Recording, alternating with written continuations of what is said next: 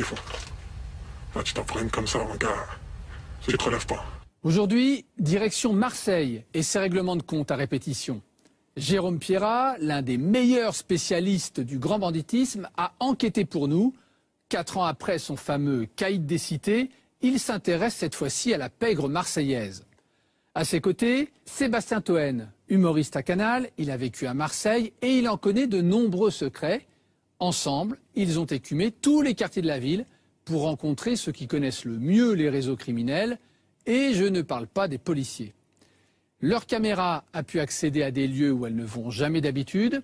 Leur but, comprendre ce qui se cache derrière cette violence brute qui défraie régulièrement la chronique. Un mort encore la semaine dernière. Bienvenue dans Plus belle la vie, version Kalachnikov et trafic en tout genre. D'un côté, le milieu à l'ancienne, le jeu, les filles, les boîtes de nuit. De l'autre, les caïds des cités qui tiennent la drogue. Une jeune génération qui ne cesse de monter en puissance. Pour donner votre avis sur l'émission, vous pouvez réagir sur Twitter avec le mot-clé spécial investigation. Marseille Gangster, c'est signé Jérôme Pierrat et Sébastien Toen.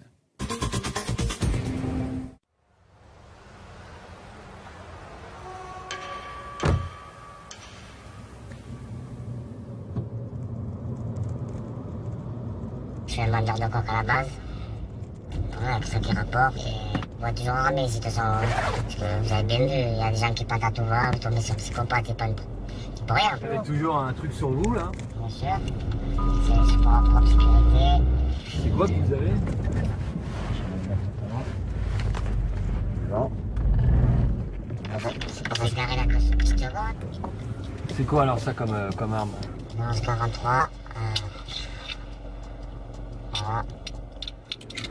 C'est l'arme des voyous ça? C'est l'arme des Marseillais. Hein. C'est banal, puis à Marseille les armes ça ils sont arrivés, c'est banal. Je suis tout armé, des fois j'ai un petit 22, j'ai un petit 35 sur moi, après ça dépend des jours. Marco a 32 ans. Il habite une cité de Marseille. Il est sorti de prison il y a 2 ans et s'est lancé dans la cocaïne. Il ne vend que par kilo. Je suis rentré en prison, j'étais cambrioleur, j'étais un casseur de magasin. Après je suis devenu braqueur, après je me suis mis dans la drogue.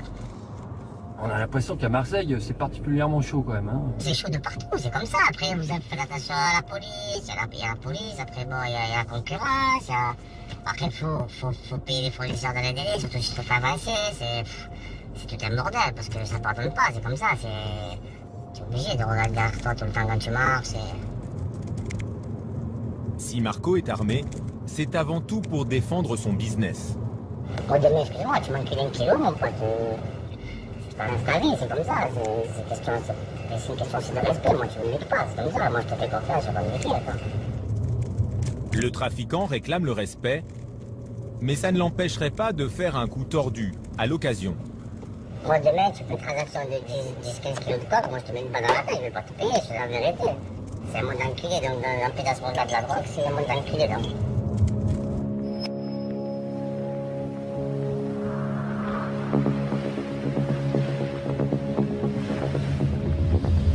Bienvenue à Marseille. Sa bonne mère, son vieux port et son milieu criminel. Les règlements de compte à l'arme de guerre ensanglantent la ville. 20 morts en 2013, plus de 70 en 5 ans. Comment s'explique cette hécatombe? Pendant 1 an, Jérôme Pierrat et Sébastien Toen se sont immergés dans les quartiers de la pègre de Marseille. Jérôme Pierrat enquête sur le grand banditisme depuis plus de 20 ans. Sébastien Toen est connu comme humoriste et chroniqueur à Canal+, mais il a grandi en partie à Marseille. Il connaît bien la face cachée de la ville. Ensemble, ils ont rencontré les caïds de l'ancienne comme de la nouvelle génération. Scorpion, Uzi, il y a de tout en fait. Je rêve de petits enfants qui sont millionnaires. Drogue, armes, vol, jeux clandestins. Jérôme Pierrat et Sébastien Toen dévoilent les facettes de la criminalité marseillaise, ses territoires et ses règles.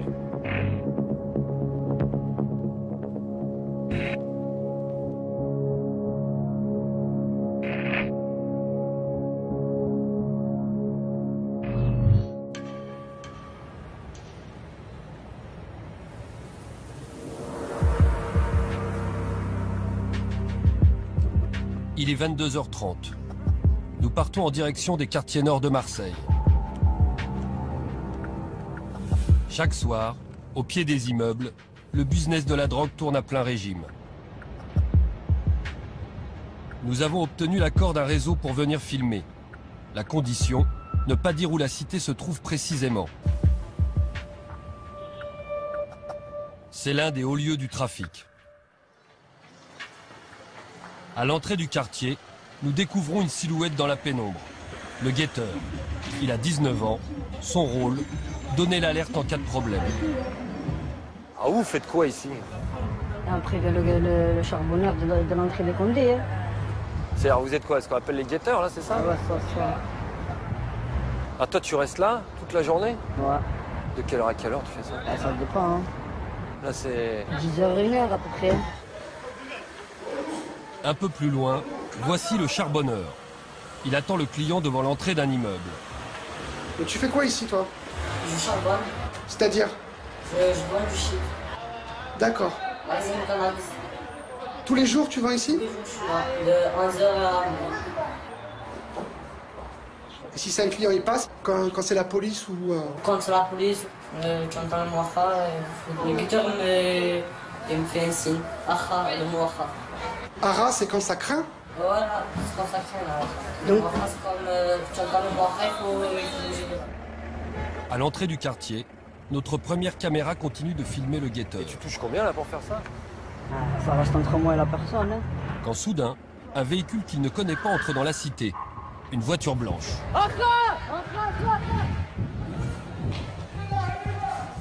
L'alerte est donnée. Le guetteur va rejoindre le charbonneur. Si c'est la police, ils doivent se cacher au plus vite. Qu'est-ce qui s'est passé, là, en fait? Le Condé, ils ont cavalier vert, c'est comme d'habitude. On a l'habitude. Et là, on est planqué, c'est bon, ça crame pas? Non, c'est bon. Fausse alerte. Personne ne les a suivis. C'est bon, là, tu crois? En cas de problème, les dealers peuvent toujours se réfugier dans des appartements de complices. Ce jeu du chat et de la souris avec la police, c'est le quotidien du réseau.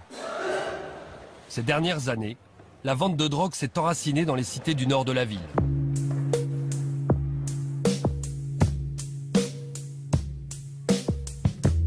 Aujourd'hui, ces quartiers sont devenus l'épicentre de la criminalité. À Marseille, les cités populaires sont concentrées dans les quartiers nord. Ils s'étalent du 13e au 16e arrondissement. 250 000 personnes y vivent, soit un tiers de la population. Un habitat hétéroclite, fait de tours, de petits immeubles et de bars, sortis de terre à partir des années 50.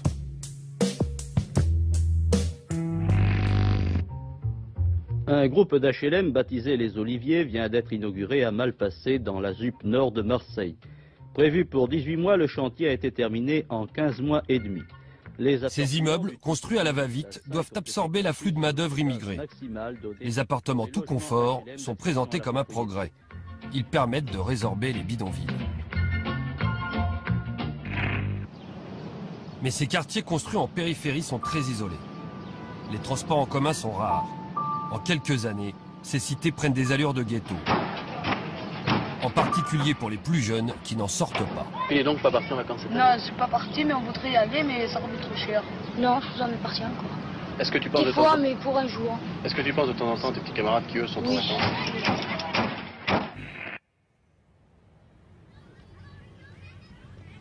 40 ans plus tard, ces quartiers demeurent à part. D'ici, il faut plus d'1 heure de transport pour rejoindre le centre-ville. La cité la plus emblématique des quartiers nord, la plus grande, c'est la Castellane. 1300 logements et plus de 7000 habitants. La Castellane date de 1973. Elle devait être une cité de transit où l'on ne reste pas. Mais la fermeture des usines a fait exploser le chômage et condamné les gens à rester vivre ici.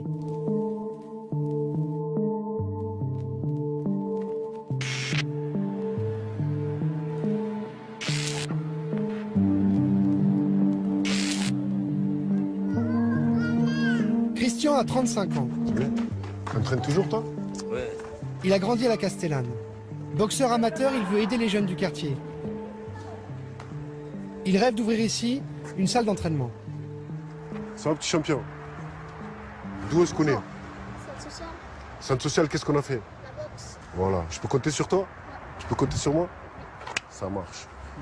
Ça va? Bon, toi tu assures sa sécurité. Parce que moi aussi j'étais nouveau ici. C'est vrai, tu me rappelles que je suis arrivé, j'avais que 9 ans ici. Ah ouais? Ici, je me battais, je savais pas pourquoi. Mais de me battre et d'être souvent gagnant, ça m'a donné une place dans ce quartier. Christian n'a jamais été impliqué dans le trafic de drogue. Tu veux pas me dire bonjour? C'est quoi ça? Mais dans sa jeunesse, il était vu comme la terreur de la Castellane. Toi tu fais un bisou au papa? Il a fait de la prison et on lui a même tiré dessus. Ici, il connaît tout le monde. Depuis des années, il voit la pauvreté s'accroître. Tu vas bien? Il en veut au pouvoir public d'avoir abandonné son quartier. On nous a laissés entre nous. Voilà, il se passe ce qui se passe, mais il faut arrêter de dire qu'il y a du social, il faut arrêter de dire qu'il y a la police de proximité, que tout ça. Il n'y a pas. Après, la fracture, c'est que pour essayer de se manifester, de réveiller les esprits, de faire qu'il y ait quelque chose qui change, mais pour tout le monde, ça apparaît comme un combat monumental, puisqu'il faut déjà payer son loyer, il faut déjà se nourrir, s'habiller, et après, il faut commencer à revendiquer « je suis », ou « je crois en ça », ou des choses comme ça. Qu'est-ce qui vous pousse à vous investir autant dans la représentation ou l'expression capillaire? Par exemple, il y a Julien là. Julien, il a une qualité de cheveux irréprochable. Est-ce que tu as trafiqué? Voilà, c'est naturel. Voilà, maintenant, messieurs, par quel effort vous êtes passé pour avoir les cheveux si lisses? Moi, ouais. Comme ça. J'aime bien défriser les cheveux parce que le matin, c'est dur à peigner. Défends tes idées, t'as raison. C'est dur à peigner. Christian s'inquiète pour les plus jeunes. Comment leur offrir une perspective d'avenir quand un adulte sur deux est ici au chômage? On a participé à encadrer les jeunes, souvent les plus difficiles, parce qu'à l'époque on prenait même les plus difficiles. Voilà. Ces jeunes difficiles, ils font quoi? Ils ont créé tous leur petite entreprise. C'est-à-dire que les plus gros tempéraments, les énergies les plus fortes, soit ils s'investissent dans la marginalité, soit ils réussissent, ils quittent le quartier, ils ne regardent pas en arrière, c'est tout. En juin 2013, la police a saisi à la Castellane 1 300 000 € en petites coupures et 53 kilos de cannabis. Ici, comme dans tous les quartiers nord, le seul business florissant, c'est le trafic de drogue. De jour comme de nuit, des centaines de clients viennent se ravitailler dans ces quartiers. Nous avons demandé à un habitué de filmer pour nous en caméra cachée. Il arrive à pied dans une cité du 13e arrondissement. À l'entrée, le guetteur, assis sur une chaise, contrôle les voitures. En bas de l'immeuble, 3 autres guetteurs surveillent.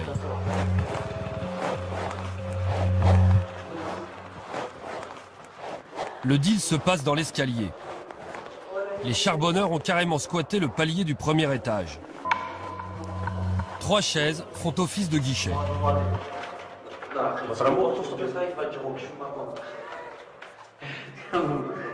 Le charbonneur lui donne une barrette de 6 grammes de cannabis contre 30 €.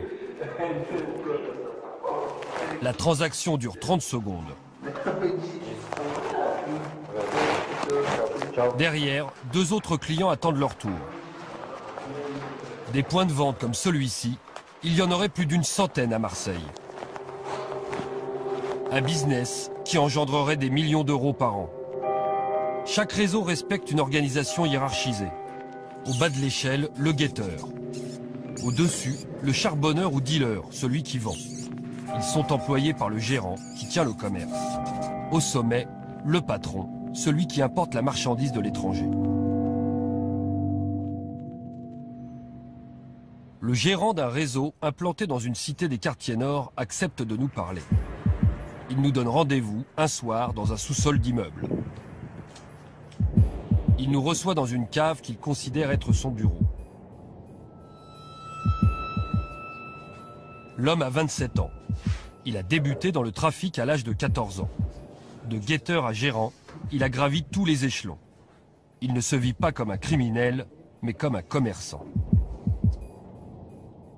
Vous êtes quoi? Vous êtes gérant d'un réseau? C'est ça, gérant d'un réseau. Vous pouvez nous expliquer ce que c'est que être gérant d'un réseau? En fait, je suis là et je m'occupe du réseau. Je m'occupe de tout, du recrutement, du paiement, de la surveillance, les dealers quand il a besoin du ravitail du shit, du ramène. Tous les 2 heures, je passe prendre l'argent. Ça prend de quelle heure à quelle heure une journée de travail d'un gérant? Je rentre de midi à minuit. J'ouvre le réseau, je ferme le réseau. Demain, je me lève, c'est pareil, rebelote, de midi à minuit, blablabla. Et dans cette histoire, là, on parlait de guetteurs, les policiers. Le week-end, par contre, j'ai oublié de préciser, le week-end, on ferme à 3 heures du matin. Ah oui, c'est plus... les horaires, c'est plus tard. Vendredi, samedi soir, soir de fête, on fait des extras. Vous gérez une petite entreprise, en fait, une PME. Ah, on va pas dire petite, on va pas trop dire petite, quand même. Alors, au-dessus de vous, il y a quoi? Il y a le propriétaire du réseau, il y a le C'est ça, patron. il y a le patron du réseau, c'est ça. Il vient tous les mois, il récupère ses grosses enveloppes et il repart en vacances. Et en dessous de lui, c'est moi. Lui, il est jamais là, il est toujours en vacances, donc entre guillemets, on peut dire que c'est mon réseau. Dans son réseau, il y a 2 dealers et 4 guetteurs. Les équipes tournent, ce n'est pas toujours les mêmes. C'est le patron. Le gérant s'occupe aussi de la gestion du personnel. Vous, quand vous recrutez, quand vous embauchez, justement, c'est quoi? C'est des jeunes qui viennent vous voir ou c'est vous qui repérez des mecs que vous... Non, c'est des gens qui viennent me voir, c'est des petits jeunes du quartier. Parfois, ça m'arrive de mettre des gens que je connais pas. C'est le copain du copain. Voilà, quand j'ai besoin, c'est... Voilà. Et ça tourne, ça tourne beaucoup, les employés? C'est-à-dire, est-ce que ça change souvent? Est-ce que les gars, ils font ça un temps, puis après... Ouais, il y en a qui viennent, ils veulent partir en vacances, ils ont besoin de 400, 500 €, ils viennent, ils guettent un peu, ou ils disent un peu, ils prennent ses sous, ils repartent en vacances, ils font un peu d'argent, ils s'achètent un scooter, ils font un peu d'argent, ils s'achètent des habits. Et quand un client vient ici, vous faites le trafic avec lui, il revient, il est habitué? Ouais, bien sûr, il vient, il rentre, il achète sa marchandise, il repart, voilà, sans plus, nous on parle avec lui, on n'a pas trop grand-chose à se dire aussi. Après voilà, il vient, il prend ce qu'il achète, et voilà. Vous imaginez si le patron de Carrefour, chaque client devrait parler avec lui, ils n'en sortiraient pas. Ben ici, c'est pareil. Le gérant nous montre maintenant la sacoche qu'il donne au dealer pour sa journée de travail. C'est ça qu'on appelle la fameuse sacoche, là, Dans ce sac, tout est prêt pour la vente. Les doses individuelles sont mises dans des sachets plastiques. Alors ça, c'est quoi? Ça, c'est des pochons à 50 €. Alors vous, dessus, vous avez marqué quoi? Vous avez marqué combien ça? C'est que ça, c'est la pochette. Dessus, le gérant a inscrit la somme que devra lui rendre le dealer. Alors ça, c'est le hashish, ça c'est donc l'herbe, et ça c'est le hashish.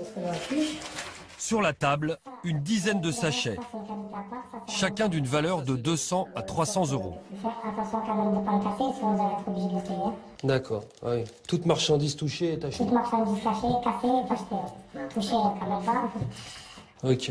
Ça c'est quoi? C'est pour une journée? C'est pour combien de temps? Non, c'est pas pour la journée, ça dure à peu près une petite 2 heures, 3 heures. Ça c'est pour les 3 heures à venir. Voilà. Donc ça en gros c'est ce que vous allez donner vous au dealer. Et je vais lui donner là, qui va finir la soirée avec. Alors si ça c'est pour 2 heures, vous en vendez combien par jour? Normalement, je vous le dis pas, mais on va dire qu'on tourne à peu près entre 12 000 et 13 000 €. La journée? La journée. Ouais. Là-dedans, il y a que des... Dans son sac, des kilos de marchandises qu'il doit encore préparer. Ah oui, ça c'est pour le charbonneur de ce soir. Il y a combien alors dans le sac? Là, il y a à peu près 2, 3, il y a 6 kilos et demi. 6 kilos et demi de cannabis. C'est ça. Plus ce qu'il y a sur la table. En tout, il y en a ici pour plus de 20 000 €. Ça va sécher vu que je vais pas couper aujourd'hui. Comme dans une société, le gérant est intéressé au chiffre d'affaires. Ça dépend, je me fais un peu de détail moi-même. C'est-à-dire? Bah, au plus ça marche, au plus je suis payé, quoi. On va dire à peu près que je fais des moyens à 10 000, 9 000 €. Sans en abuser. Ouais, sans impôt, sans rien. Sans impôt, sans rien. Selon le code pénal, le gérant risque jusqu'à 30 ans de prison, comme exécutant d'un trafic de drogue en bande organisée. Il sait qu'il joue gros, mais il n'est pas question pour lui d'arrêter. L'appât du gain est trop grand.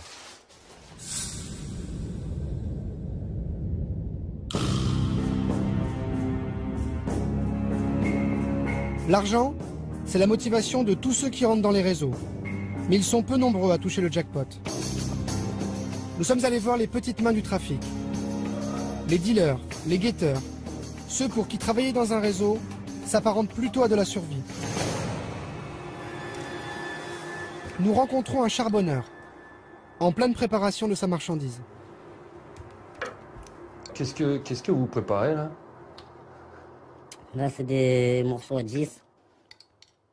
À 10 €? Ouais. Il coupe lui-même les morceaux de résine de cannabis qu'il va vendre. Je vais vite fait faire 2 ou 3 morceaux à 30.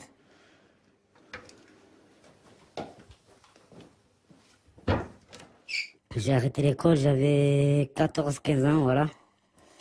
J'ai essayé de faire une formation, ça n'a pas marché. Et voilà, j'ai trouvé ça, j'ai commencé à vendre le shit pour des gens. Et de là, j'ai pas lâché le morceau. Jusqu'à maintenant, j'en ai 24. Et franchement, c'est pas facile, hein. Un charbonneur comme lui gagne entre 100 et 200 euros par jour. Ces 10 dernières années, il a travaillé dans plusieurs réseaux des quartiers nord. Bon, c'est plus facile de trouver un endroit où charbonner que d'aller trouver du travail, hein. Ça c'est sûr. Hein. Pourquoi est-ce qu'ils cherchent toujours des gens pour travailler pour eux? Ils cherchent pas, c'est toi tu cherches. C'est nous, c'est le manque d'argent. Pour charbonner, il faut pas un diplôme pour aller dans un quartier nord charbonner n'importe lequel. Si tu veux vendre, tu sais très bien les risques. C'est un boulot qui est considéré comme normal, enfin banal plutôt. C'est pas un boulot, c'est une galère. C'est une galère considérée banale, ouais. Aujourd'hui, il voudrait quitter cette galère et trouver un véritable emploi. Ouais, j'en ai marre parce que ça rapporte pas grand chose, à part la prison et un peu de survie. C'est la survie. Sinon, s'il y avait mieux à faire, comme être comme vous derrière la caméra, je le ferais. Hein. Ça veut dire prends ton joint, fume-le si tu es un fumeur. Et va travailler. Ne te casse pas la tête. Vous êtes allé en prison? Non. Jusqu'à maintenant, ça va. C'est pour ça, il faudrait que j'arrête au plus vite avant que, tu vois. Parce que, ça y est, j'ai déjà passé mon temps, là. Comme vendeur, il peut être condamné au plus à 5 ans de prison et 75 000 euros d'amende. Mais le risque n'est plus seulement de se faire coincer par la police. Aujourd'hui, c'est aussi de se prendre une balle. Marseille, secoué par les règlements de compte. Hier soir, c'est selon cette même méthode qu'a été tué par balle. À Marseille, la concurrence entre les réseaux fait des morts, par dizaines. Depuis 2009, plus de 70 jeunes ont été tués par balle. Des règlements de compte à coups d'armes de guerre. En 2010, une fusillade marque les esprits. Elle a lieu au cœur de cette cité du 13e arrondissement, le Clos-la-Rose. Jean-Michel, dit Michou, un jeune guetteur de 16 ans, est abattu. Au pied d'un bâtiment de cette cité nord de Marseille, des dizaines de douilles. Elles témoignent de la violence de ces règlements de compte à l'arme lourde. Hier soir, vers 22 h, 2 voitures s'arrêtent au pied de ces immeubles. 5 hommes cagoulés armés de Kalachnikov ouvrent le feu. Dans les quartiers, les guetteurs sont en première ligne. Ce sont eux que l'on voit le plus sur le terrain. Comme ils n'ont pas de marchandises et qu'ils sont souvent mineurs, ils bénéficient d'une quasi-impunité devant la justice. Mais la fusillade du Clos-la-Rose montre qu'ils peuvent devenir des cibles.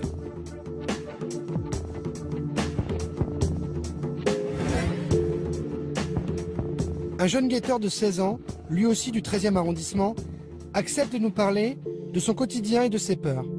Il est rentré dans un réseau il y a 1 an, après avoir quitté l'école. Il gagne entre 60 et 120 euros par jour. Est-ce que toi, en tant que guetteur, même si tu es en bas de l'échelle du réseau, tu as des responsabilités? Si tu rates un signal, qu'est-ce qu'on te dit? T'es puni, t'es jugé, t'es quoi? J'ai des grosses responsabilités. Et si, exemple, je rate les civils et ils prennent le vendeur, c'est à moi de rembourser tout ça. On ne rembourse pas directement, on travaille pour eux. Gratuitement?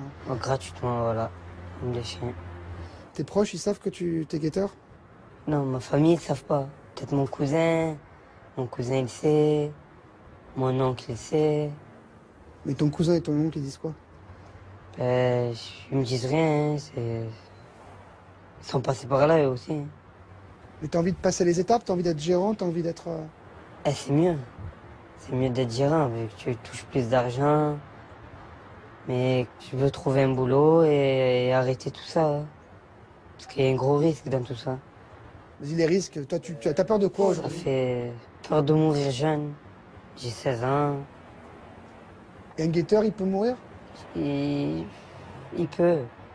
Oui, il peut mourir. Si, exemple, le réseau il est en guerre avec l'autre, tu tues directement. Cette flambée de violence s'explique par la multiplication des réseaux de drogue.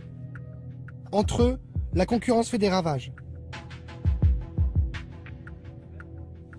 Jacques Dallest est procureur de la République. Il vient de passer 5 ans à Marseille. Il a vu les réseaux prendre les armes, d'abord pour défendre un business très lucratif.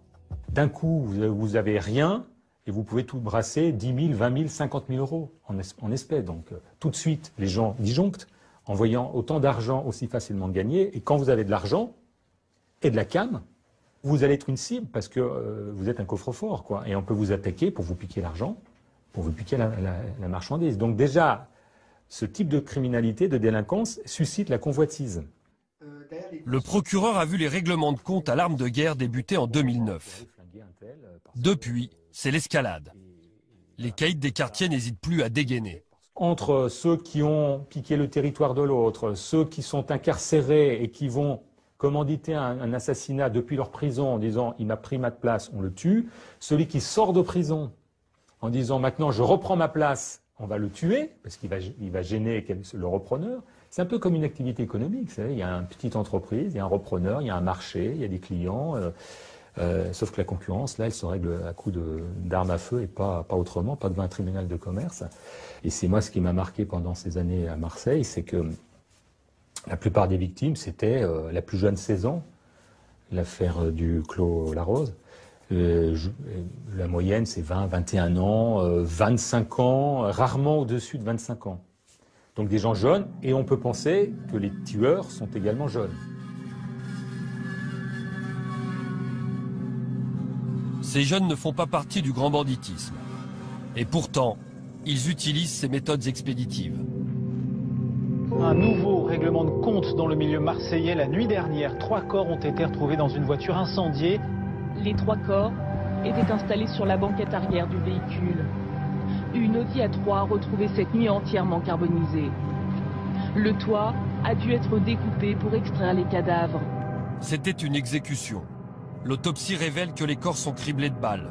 La voiture a été brûlée pour effacer les traces ADN. Dans le milieu, on appelle ça la technique du barbecue. Les victimes, 3 jeunes. Sony, 20 ans, son cousin Mohamed, 19 ans, et leur copain Nouri, 20 ans. Tous les 3 viennent d'une petite cité des quartiers nord, les Micocouliers.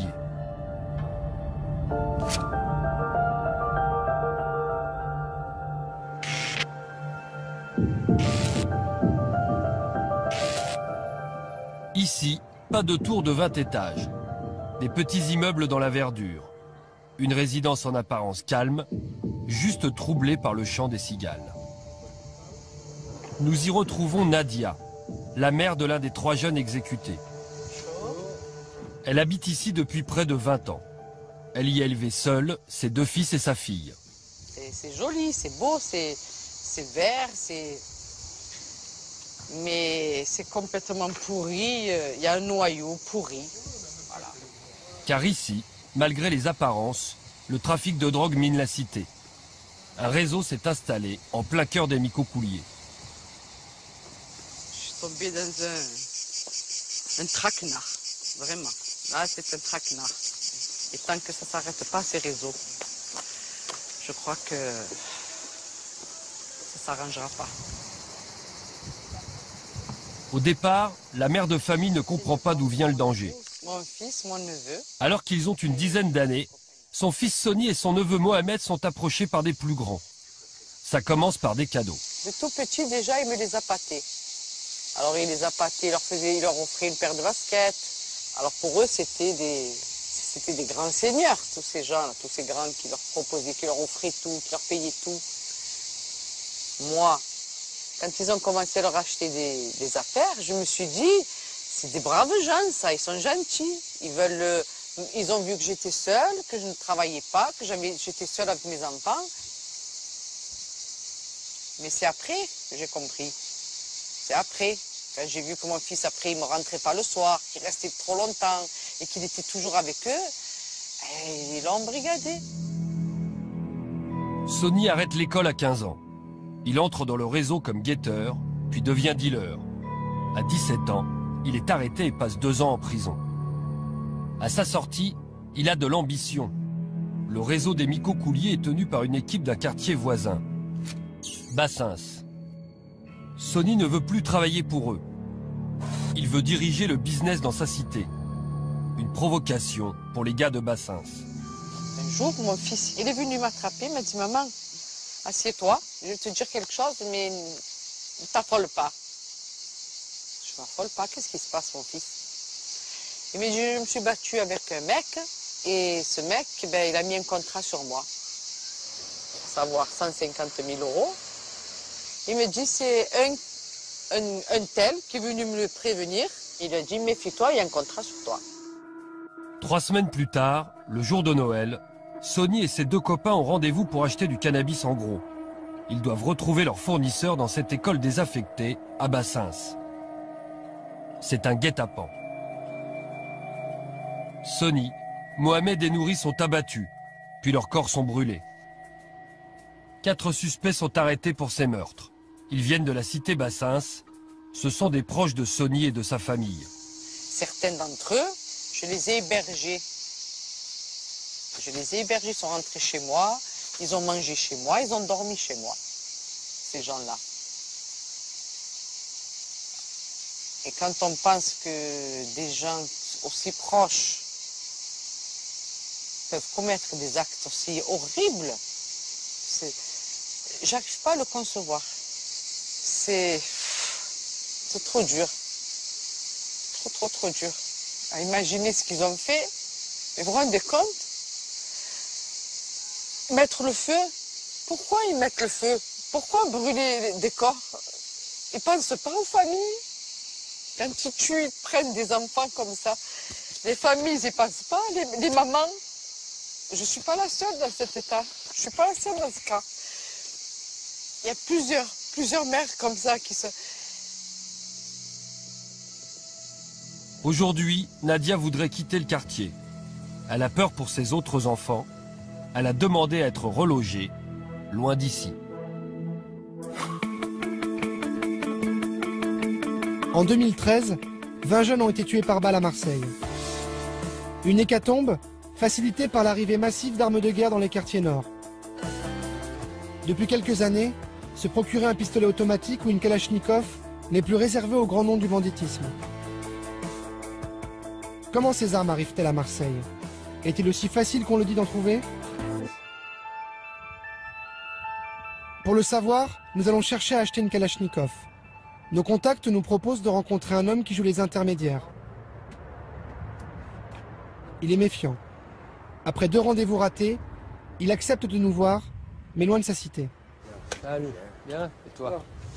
Nous, l'idée, c'est de voir comment on peut se procurer des armes. Si c'est simple, pas simple... C'est jamais simple, mais bon. J'ai les contacts qu'il faut, moi. J'ai des mecs qui ramènent ça, quoi. Je peux avoir des scorpions, des pistolets mitrailleurs, des bazookas, des kalash. Kalash? Bah, nous, on voudrait, voilà, pour être franc, on voudrait acheter une kalash pour voir un peu... C'est facile à avoir, c'est comme ça l'idée. Hein, ouais, j'ai les contacts qu'il faut. Et d'après toi, c'est combien de temps pour avoir un... De moins 15 jours, 3 semaines. 15 jours, 3 semaines? 15 jours, 3 semaines, c'est sûr. Et ça vaut combien? Comptez 2500, 3000 €. 2500, 3000 €. Et avec ça, on a les balles, on a tout. C'est ça à peu près le truc. Bon. Et alors nous, le gars qu'on va voir, c'est qui exactement? C'est un contact que j'ai. Voilà. Un mec qui fait tous les quartiers nord, qui font Marseille, quoi. Moi, je vous mets en contact, après vous voyez avec lui, quoi. D'accord. Bon, bah, salut. Ciao.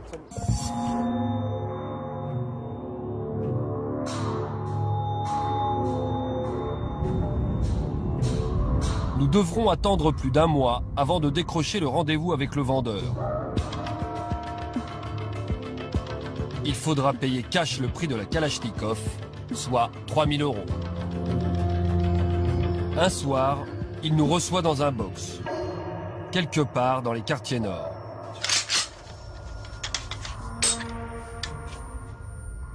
Je vois que vous avez l'outil, l'engin. Le bébé, ouais. AK-47, la famille. Là, t'as les balles, 2 chargeurs, Ils sont garnis là, ouais.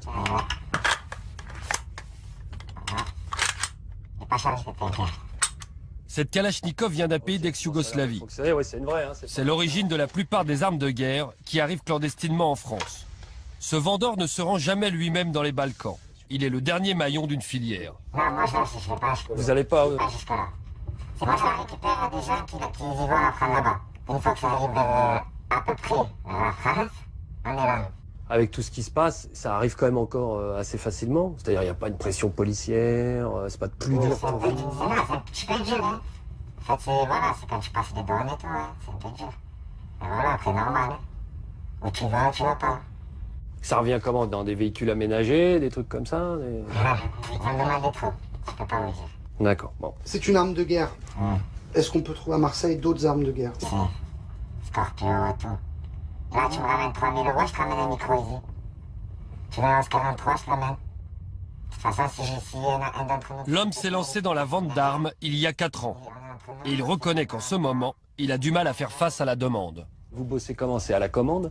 C'est-à-dire vous avez un stock ou est-ce qu'il De temps en temps un stock, comme de temps en temps c'est la commande en fait.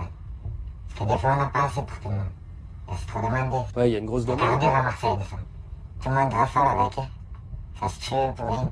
Avant j'en prenais une à 1005, après ça augmente à 2000, 2005, maintenant 3000. Ça va vite. Et la personne elle est pressée, elle veut 3000, maintenant elle te donne même 3005. Elle est pressée, elle veut vraiment faire ce qu'elle a à faire. Et voilà. En fait, tu as ta calache à Marseille, tu es quelqu'un. Ah ouais, d'accord. Personne va jouer avec toi. Parce qu'ils savent que des mecs, tu peux arroser, quoi.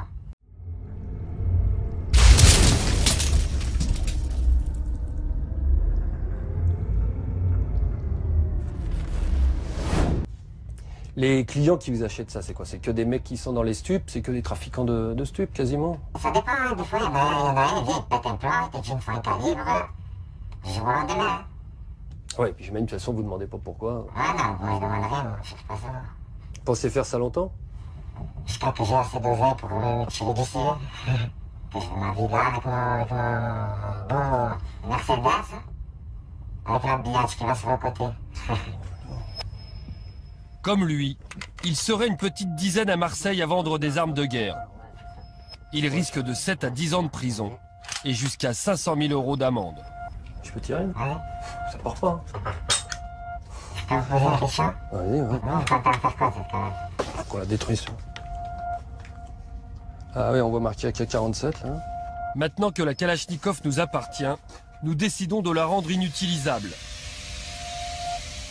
Pas question de remettre cette arme dans le circuit.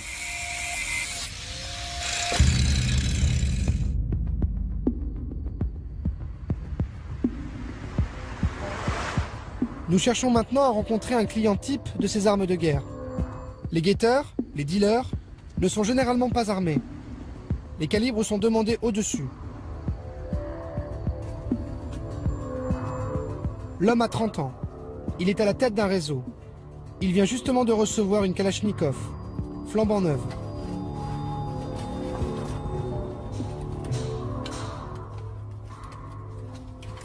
C'est l'arme favorite des voyous. Pas besoin de savoir bien tirer. Avec 600 coups par minute, impossible de rater sa cible. C'est une vraie? Oui, c'est vrai. Les boîtes, il y a tout ce qu'il faut. Là, tu t'en prends une comme ça, mon gars. Tu te relèves pas. Avec ça, t'arroses tout le monde. Et là, il ça, il se sort mon corps, direct. Direct, il y a une Kalachnikov, il se dit, celui-là, il rigole pas.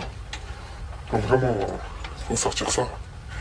C'est qu'il y a de vraies embrouilles. Il nous confirme que les armes sont dans les quartiers depuis plusieurs années. Ce qui a changé, c'est que les gars n'hésitent plus à s'en servir. Avant, c'était chacun, il voulait avoir sa petite calache à la maison, déjà, histoire de, voilà, au chaud, tout ça, plus pour impressionner, tout ça. Maintenant, c'est plus comme avant. T'entends plus parler, lui, la calache, t'entends lui la tirer, lui la charcler l'autre, ceci, c'est plus pareil, c'est plus comme il y a 10 ans. Aujourd'hui, quand t'es dans le réseau, il t'en faut une, c'est comme un flic. Aujourd'hui, il a son flashball, son taser. Donc là, on a des calaches, mon gars. Moi, c'est pas mon but de les déjà, tu sais. J'ai une morale quand même. Moi, je suis là, j'ai fait mes sous, c'est tout. Et pour éliminer les concurrents, sans se salir les mains, il est possible de faire appel à des garçons de quartier qui jouent les tueurs à gages. Si t'as pas envie de te casser la tête, tu leur donnes 70, 80 000, il y va avec les sharks, le mec. Il te chatte. Ah oui, il y a des gens ici qui sont prêts à se vendre. Ouais, ils sont prêts à se vendre pour la police. Ils sont tous fous. Ils veulent tous des sous, ils sont prêts à tout. On a l'impression qu'il n'y a plus de règles avec ces... C'est le bordel. Regarde, t'es à Marseille, hein. T'es pas... je sais pas où, hein.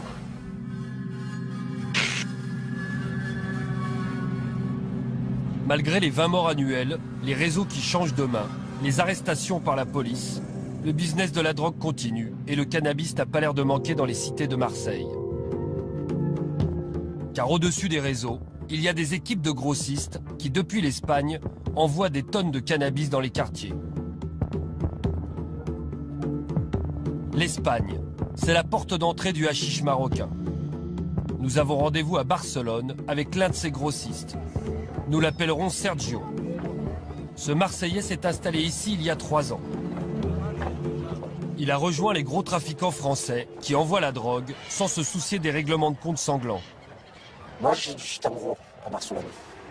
J'ai expédié jusqu'à Marseille, à mes associés. Pourquoi l'Espagne? Qu'est-ce qui s'y passe en Espagne? L'Espagne, c'est le supermarché ici. On a tout, hein. Le soleil, la mer, les bordels. Vous voyez ce que je veux dire? On n'est pas loin du Maroc. On peut se fournir tant qu'on veut. Il y a moins de risques. Déjà, si je me fais attraper, je ne ferai pas la même peine qu'en France. Disons, ici, je ferai 5 ans. Alors qu'en France, je ferai 10 ans. Chaque mois, Sergio enverrait plus de 200 kilos de shit vers Marseille et sa région. Je fournis mon réseau et je livre d'autres réseaux aussi. Ah, vous pouvez vendre à d'autres réseaux? Ah oui, bien sûr. Ouais, parce que tout le monde n'a pas accès à la source ici. Non, si vous n'avez pas le contact, vous n'avez pas de source. Ouais, donc il y a des gens ou des réseaux plus petits, j'imagine. Quand du mal à acheter du shit en gros, ils sont obligés de passer par moi ou d'autres personnes. Vous voyez ce que je veux dire? Vous expédiez comment le shit à Marseille? Mais nous, on ne le fait pas en reface, nous. Je vous montrerai tout à l'heure comment on fait. Sergio nous embarque.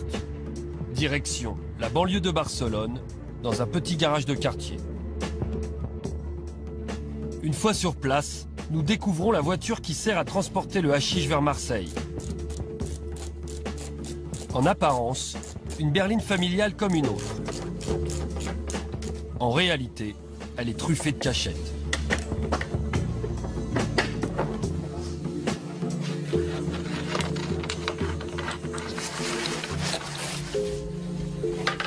Donc là, on est sous le coffre. Là. Sous le coffre. Et là, ce qu'on voit, c'est quoi, là? C'est la route du coffre. Combien on peut mettre là-dedans? Entre 150 et 200 kilos. Ah, carrément. C'est fabriqué avec de la fibre de verre. Et il y a d'autres planques dans la voiture? Il y a une autre plaque devant. Même système à l'avant de la voiture. Derrière le pare-choc, 3 autres cachettes. L'aménagement d'une voiture comme celle-ci est complexe et coûteux. Sergio l'a acheté clé en main à une équipe qui s'est chargée de toutes ces transformations. Ça, c'est la cage de devant, c'est ça? C'est la cage de devant. Et on peut mettre combien là-dedans? 80 kilos. C'est fabriqué en Espagne, c'est un pote qui me l'a vendu, c'est lui qui m'a fait l'installation, tu vois. Ça vaut combien une voiture comme ça? 40 000 euros. Rien que la transformation, ça vaut combien? 20 000 euros. C'est plus discret que le GoFast, ça, alors. Bien sûr. Une fois la voiture chargée, Sergio recrute des mules, c'est-à-dire des passeurs qui vont la ramener jusqu'à Marseille. Qui conduit ce genre de voiture? Vous demandez à qui? Que ce soit des couples, des jeunes, mais pas de caïra. C'est-à-dire... Pas avoir un visage basané. Les douaniers, ce qu'ils voient en premier, ils voient un couple, ils disent c'est bon, c'est un couple. Alors que là, s'il va y avoir 2 jeunes, 4 jeunes dans une voiture, cramé direct. Faut que la personne passe bien. C'est tout est calculé. Et combien ils sont payés alors les gens? Entre 4 000 et 5 000 euros. Pour les 2 personnes, pour le couple, c'est 4 000 à 5 000 euros en tout? En tout. Pour chaque voyage. Et eux, ils savent exactement ce qu'il y a dedans ou? Non. Et quand la voiture redescend en Espagne depuis Marseille, elle ne fait pas le voyage à vide. Dans ces mêmes cachettes, Elle rapporte l'argent du trafic au boss.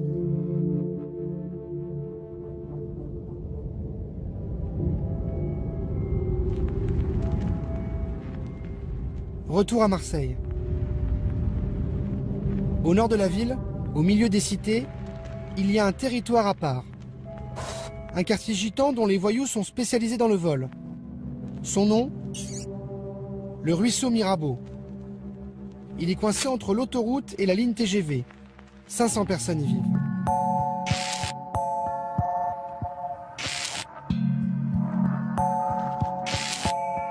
Il y a 2 ans, une équipe de voleurs issue de ce quartier a fait la une. Le 27 novembre 2011, des cambrioleurs sont pris en chasse par la police, après le casse d'un supermarché. Une fusillade éclate. Un policier est abattu de 3 balles de Kalachnikov et un des braqueurs est tué. Dans ce cambriolage, c'est la disproportion entre les moyens employés par les malfaiteurs et ce maigre butin, quelques sacs de produits surgelés pour lesquels ils n'ont pas hésité à faire feu sur des policiers avec une Kalachnikov, une arme de guerre. Le braqueur tué était du ruisseau Mirabeau, comme ses présumés complices arrêtés ensuite. Ce quartier est né il y a plus de 50 ans, avec l'installation de familles de gitans. Ils sont venus avec leur caravane. Ils faisaient de la récupération de métaux pour les usines alentours. Dans les années 70, la ville achète le terrain et loge les familles dans ces petits pavillons en dur. Les caravanes sont toujours là, mais la population est sédentarisée. Aujourd'hui, le ruisseau Mirabeau, entouré d'un mur, a des allures de camp retranché. Il est réputé comme le quartier le plus redouté de Marseille. Personne n'ose y entrer sans y être invité. Mais grâce à nos contacts, nous obtenons le feu vert pour filmer dans le quartier. Il y a de la muscule là, il y a la muscule, il y a la muscule.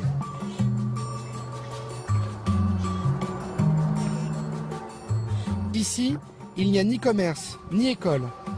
L'activité traditionnelle de récupération des métaux est en baisse. Le chômage atteint un taux record de plus de 90%. La première personne qui accepte de nous raconter le quartier, c'est Pépé. Il est né au ruisseau Mirabeau. Ah, vous avez toujours habité ici? Ah, tout le temps. On habite dans les cabanons dans le temps, on avait les baraques en bas, et après ils ont fait les maisons. À côté de son pavillon, il a gardé sa caravane, où il dort de temps en temps. Voilà. C'est notre vie à nous, ça. C'est la maison secondaire? C'est la maison secondaire, ouais. Si on veut. Dans le temps, on voyageait. Mais plus maintenant. D'accord, bonjour. La réputation du ruisseau Mirabeau, c'est d'abriter beaucoup de voyous. En particulier des voleurs. Pépé lui-même a fait un peu de prison. Pourquoi le quartier a cette réputation? Parce qu'on était des... C'est tout, c'est simple. On était... Vous étiez quoi? On était des petits cambriolages, voilà, des conneries comme ça, tu as vu? Ouais. Petits jeunes. Chercher les sous, voilà, et après... Il y a pire. Vous avez la cité qui est en haut, là. Comment ça s'appelle ça? Quoi, la Castellane? La Castellane. Ah ouais. Vous avez Bassès, vous avez Picon, vous avez Pont-Vert. Parce que là, il n'y a pas de drogue. Parce que ce qui se passe dans les alentours, on n'est rien du tout, là. Vous êtes les anges de... Les anges, on est des anges, c'est vrai. Voilà. Il y en a beaucoup au placard des jeunes d'ici. Oh là. Ils sont tous au placard? Ils sont tous à l'ombre. Ah, ils sont tous là, ouais. Effectivement, dans le quartier, nous croisons peu de jeunes adultes. On voit surtout des enfants, des femmes et quelques anciens.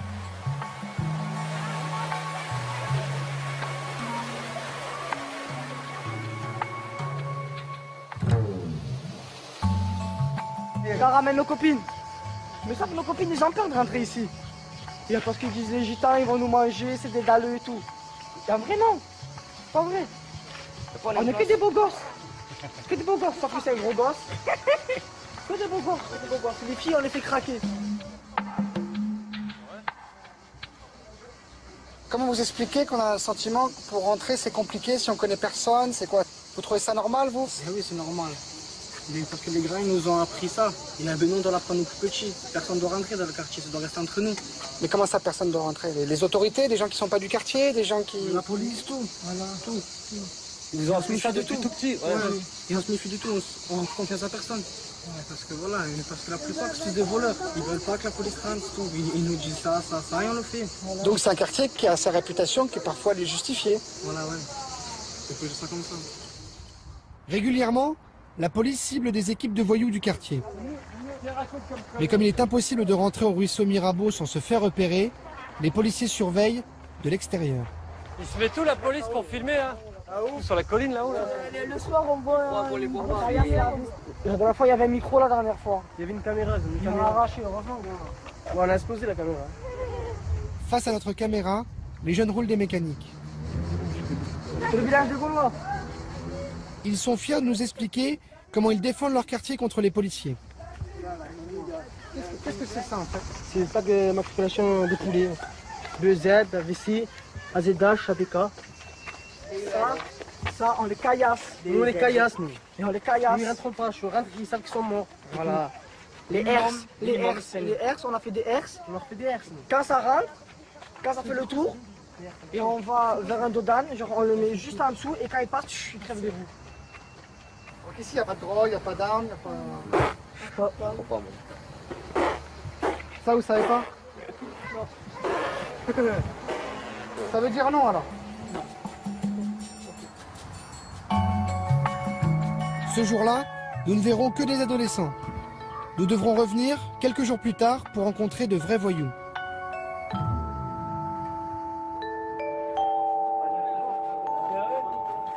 Les hommes qui vont nous parler ont tous eu affaire à la justice.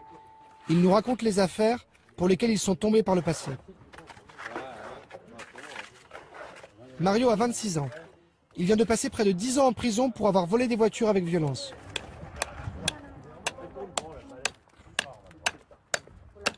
Ah, il y avait le trafic de voitures à l'époque. Comme c'était dur pour nous ici, qu'il n'y a jamais eu et tout. Donc ça fait que, voilà, quand on trouve quelque chose pour se nourrir, et comme les Arabes nous achetaient des voitures, alors on prenait des voitures pour le Maghreb. À l'époque, il fallait frapper les gens pour prendre les voitures. Il fallait frapper les gens? Et ouais. Moi, pour moi, c'était prendre la voiture et rentrer, et voilà. Bon, et après, si on regarde maintenant, c'est grave quand même. Hein? Mais bon, c'est fini maintenant, ça. Hein? En plus, j'ai payé pour ça. Voilà. Et tu as oublié de dire quelque chose. Ouais. C'est pas interdit de voler. C'est Voilà. interdit de se faire attraper. Voilà, c'est tout. Et vous êtes beaucoup de garçons d'ici à être allés en prison? Ouais, on est tous allés, hein. On est tous allés en prison. Hein. Voilà, il y en a un bon paquet qui sont en Alger, mais... Les plus anciens ne le contredisent pas. Eux aussi reconnaissent avoir eu une jeunesse délinquante. Lui, par exemple, dévalisait des bijouteries en explosant la devanture. La porte principale, c'était la vitrine. Voilà. La porte... Ah oui, c'est-à-dire que pour cambrioler le truc, il suffisait de péter la vitrine et de rentrer dans la...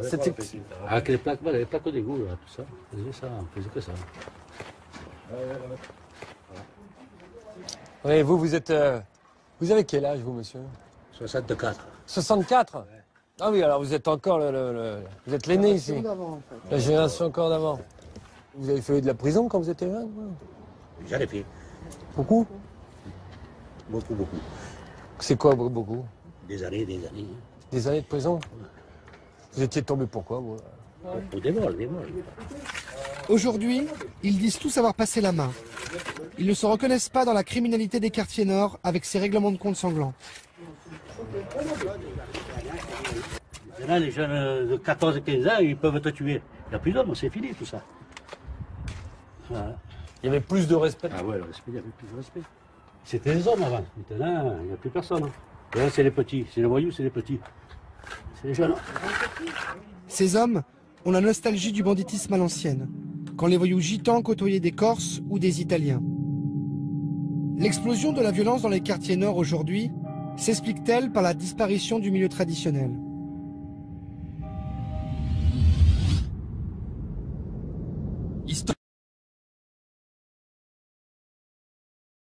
Village qui borde le Vieux-Port.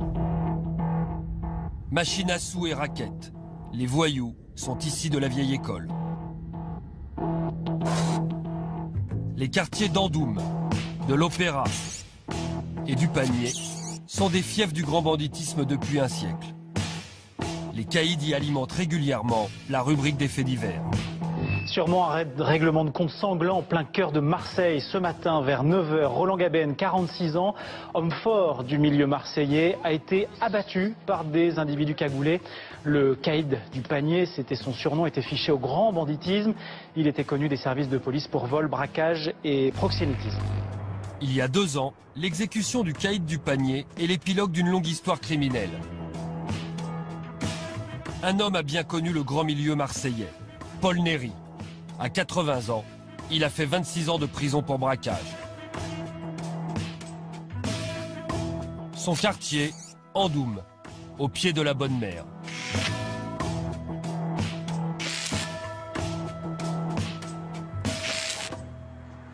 Paul Néry a gagné ses galons de truand dans les années 50. À l'époque, avant d'aller braquer des banques, il fallait d'abord faire son apprentissage. Alors le départ, c'était par exemple un vol de moto. Après, un vol de voiture. Après, avec les voitures, on allait faire des entrepôts, il y avait des vêtements, des choses, là. Et après, on allait faire des magasins. Bon. Après, pour qu'il y ait un peu plus d'argent, on cassait la vitrine d'une bijouterie. Il fallait faire vite, là. Alors, on prenait 2 poignées chacun, vite fait. Mais dans la tête des jeunes, c'était le braquage. Quand on arrivait là, au braquage, le type, il avait du self-control, il avait en quelque sorte une espèce de CAP, quoi. Un CAP parallèle. Fraîchement diplômé, Paul Néry devient un pro de l'attaque de banque. Il fait carrière sans jamais avoir eu besoin de tirer un coup de feu. Rien à voir avec ce qu'il se passe aujourd'hui dans les quartiers nord. De ce que je lis et ce que j'apprends par les médias, ce sont des jeunes, en général, qui ont voulu courir, qui courent là, puisque avec la cagoule, les calibres, ils ont voulu courir avant d'apprendre à marcher. Avant, on ne voyait pas ça. Les gens étaient structurés avant. Chacun avait une spécialité. La seule personne que je connaisse bien, c'est moi-même. J'ai 80 ans passés, j'ai été bien structuré, puisque je n'ai pas d'acte de violence, je n'ai pas de sang sur les mains. Donc je suis allé à la bonne école. Encore plus qu'Andoum, la pépinière du milieu marseillais, c'est le fameux panier, de l'autre côté du Vieux-Port.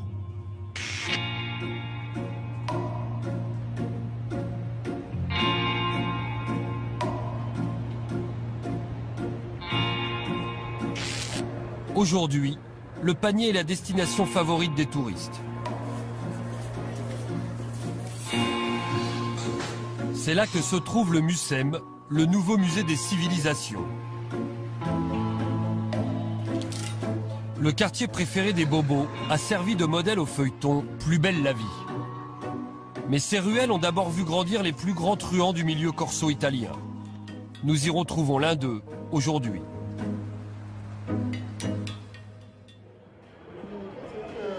Là, tu as la vue de tout Marseille, enfin, du port, tout ça par là, tu vois. C'est le panier. Alors... Joe Signoli est né de père italien et de mère corse. Il est un pur produit du panier. Voilà, moi, j'ai habité là, j'ai grandi en partie dans cette rue.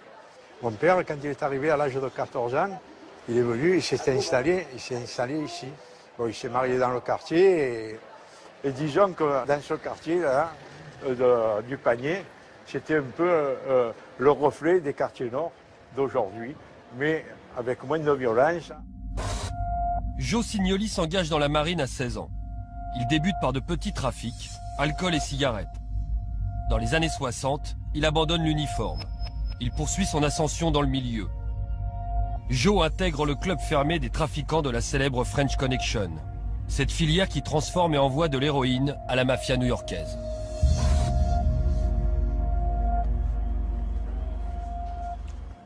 J'avais qu'à l'époque que 3 ou 4 équipes qui faisaient ça, il n'y avait pas 50.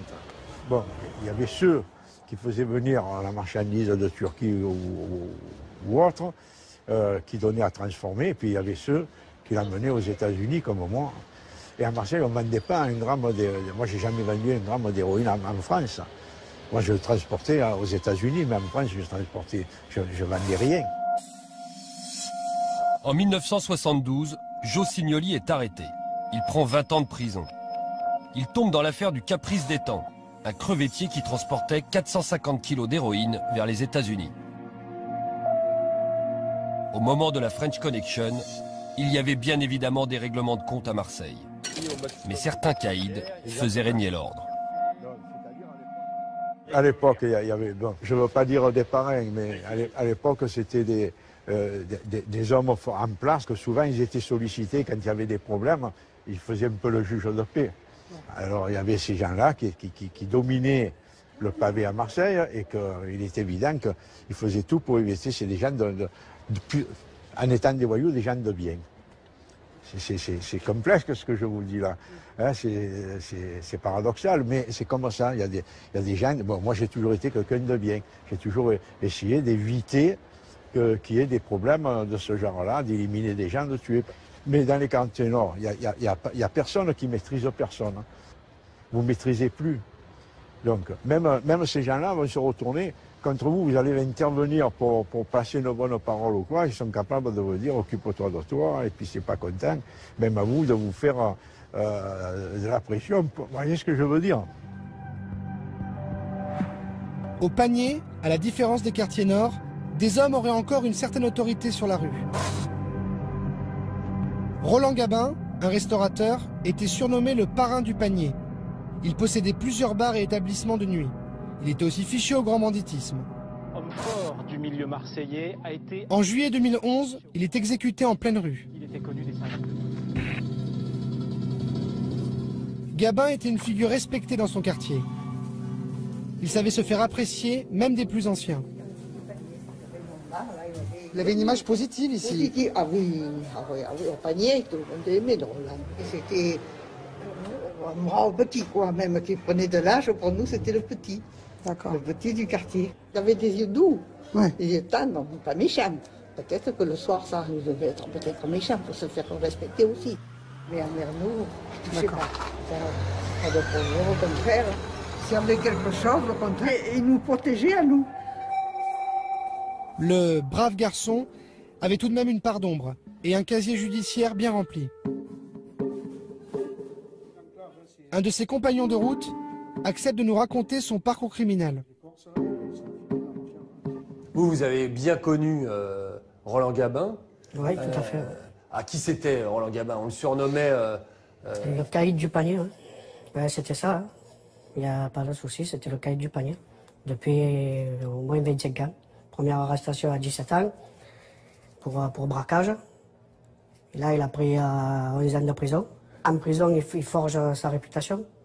C'est-à-dire un caïd, peur de personne, seul, pas d'équipe, il est seul, c'est Roland, c'est Gabin du Panier. Il a besoin de dégueux. Et il y a même des caïds qui sont en prison avec lui. Quand il sort, lui, de prison, c'est devenu le caïd incontournable. Il avait des couilles grosses comme la Lascade. Une anecdote, un jour il est convoqué, il est au Beaumet, bon, il est en prison, il est convoqué par un juge sur une affaire. Convoqué, il apprend, ils vont le chercher, il s'était cousu la bouche. Voilà, il avait la bouche cousue. Voilà, il est arrivé devant le juge, et la juge elle a fait, bon, allez, on va le remonter. Voilà ce que c'était Roland Gabin. Alors quand on dit c'était le caïd ou le parrain du Panier, comme on l'a lu dans la presse, ouais. ça veut dire quoi Il était associé dans les affaires d'argent, les machines à sous, les divers trafics, il était associé un peu à tout. Hein. Il y avait un peu le trafic de drogue, enfin, tout ce qui est inhérent à un truand de base. Hein. Et alors cette photo là, ça a été pris quand ça? C'est la fête du Panier en 2011, un mois avant qu'il meure. C'est la dernière photo, je crois qu'il a pris. Ouais, il est devant le restaurant il est un peu plus là vers là. C'est le restaurant qu'il avait lui? Ouais. Petit restaurant où il faisait les apéros du Panier. Les apéros du Panier se tenaient chaque semaine, à la belle saison. Un rendez-vous très couru des Marseillais. Depuis la mort de Gabin, un nouveau parrain a-t-il pris sa suite? Nous cherchons à rencontrer l'un de ses anciens associés. Son nom apparaît aux côtés de Gabin dans une affaire de racket. On le surnomme Titus. Il a un restaurant au cœur du Panier. Nous décidons d'aller lui poser quelques questions. Bonjour. Si vous vous dérangez, je voulais savoir si je pouvais parler à Titus, je sais que c'est son restaurant. Je peux vous parler 2 secondes, c'est la seule? Donc je vous explique, je travaille pour Canal+. Je fais un reportage sur Roland Gabin. Je sais que c'est votre ami, vous l'avez bien connu. Voilà, je me permettais de venir voir parce qu'on voulait évoquer sa personne. Je veux savoir si je pouvais vous interviewer, parler avec vous. De lui, il n'y a aucune interview à faire. Tu diras Canal+ de ma part, de notre part, il faut arrêter de dire que le panier a des bandits, pas de bandits, qui s'intéresse plus aux gens qui arrachent des sacs à mer. Et qui ne viennent pas nous casser les couilles, il n'y a pas d'histoire de banditisme ici. C'est justement pour dire la vérité sur Roland, c'était le parrain. Tu veux dire quoi? J'ai aucune vérité à te dire, il n'y a pas de parrain, les marraines, ça n'existe pas. C'est tout éphémère tout ça. Si tu veux avoir des renseignements, tu as la police juste à côté, tu vas, tu leur demandes, ils vont te donner des renseignements. Qui c'est qui t'envoie toi? Moi, moi-même, je fais un reportage là-dessus et je voulais parler donc de lui. C'était considéré comme le parrain du panier, c'est pas par hasard. Son pédigré, il est. Qu'est-ce que j'ai à voir parce que je sais que vous avez travaillé avec lui, je sais que vous avez été son bras droit, je sais que vous avez été son ami au moins, et je préfère parler à des gens qui l'ont connu que parler à. Si tu veux, tu manges un bout, tu vois, là c'est mon restaurant, tu as le panier, tu visites, à droite, tu as Plus belle la vie, tu as le moulin, si tu veux, tu as la vieille charité là. Si tu veux venir boire un coup, il n'y a pas de problème, ne pose pas de questions sur Roland, s'il te plaît. Ok? Bon. Merci quand même. Bonne journée. Au revoir. Le milieu se fait discret au panier. Qu'en est-il à l'Opéra? Un quartier où les caïds s'affichaient sans complexe et menaient leurs affaires.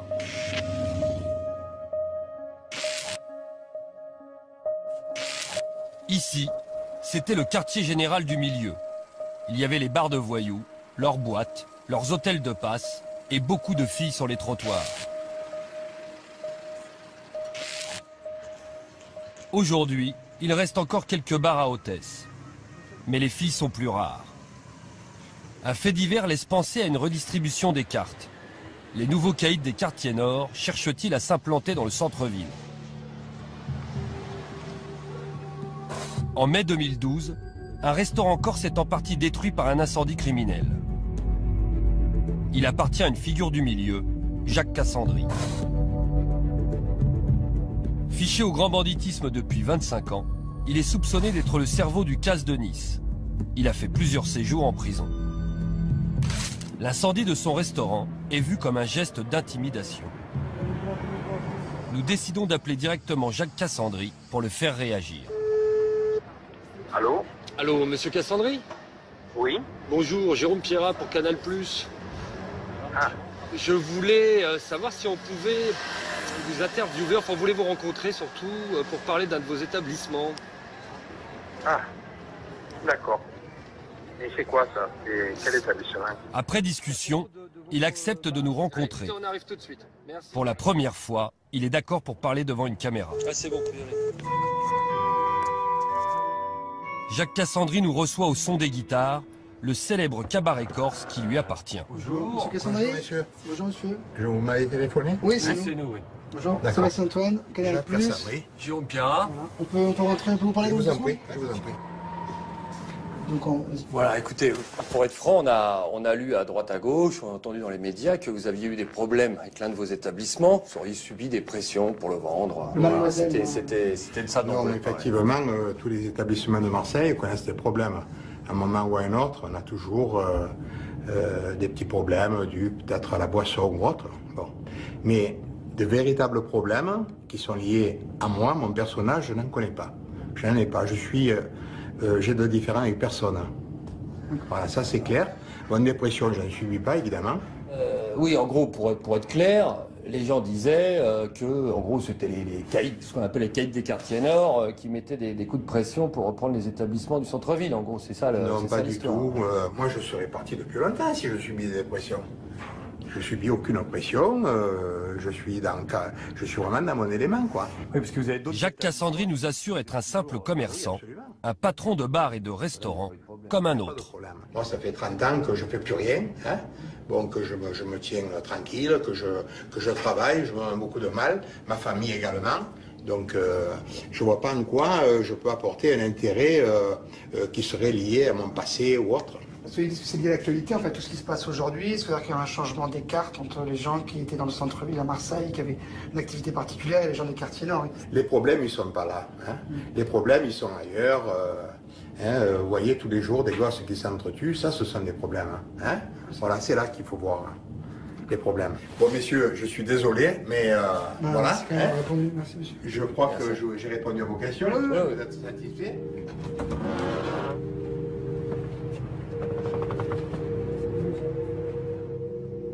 Aujourd'hui, le banditisme traditionnel est en perte de vitesse.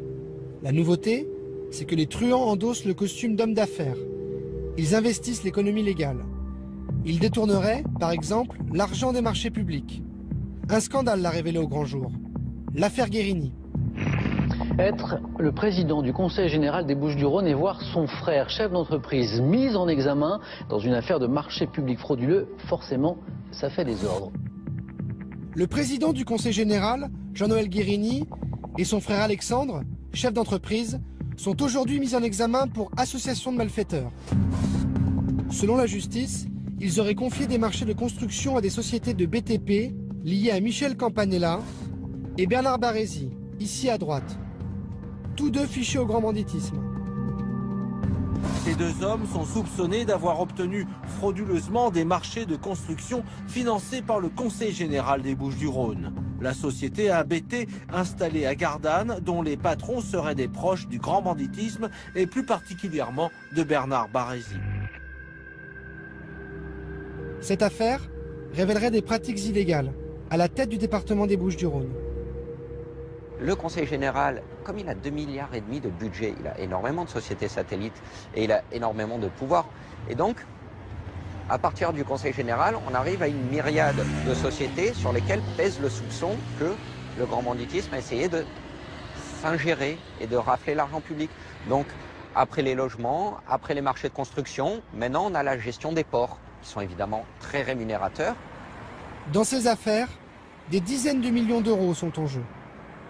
On s'attaque au marché public tout simplement parce que c'est très rémunérateur, il y a beaucoup d'argent public encore, et on risque beaucoup moins.